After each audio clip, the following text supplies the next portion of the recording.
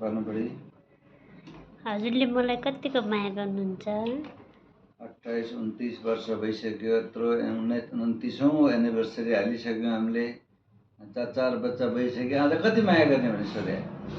मलाई खोइ एउटा महिला भएको आधारमा माया गरे जस्तै लाग्दैन।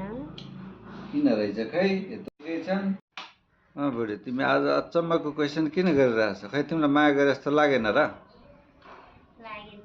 अब तपाईँले आजबाट माया गर्छु भने चाहिँ आजबाट ढिला नआउने, समयमै आउने होइन, अनि बच्चालाई हेरिदिने, अनि हरेक कुरा छलफल गर्नु होला, अनि त्यसमा माया गरे जस्तै लाग्छ है।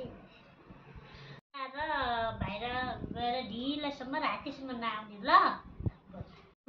ल, राति नआउने, ढिला धेरै बेरसम्म बाहिर नबस्ने हस्। अचम्मै, त्यस्तो पनि निकाय हुन्छ? त्यो त भोलि सल्लाह गरौँला नि। ल अहिले म हिँडेँ, बाई बाई।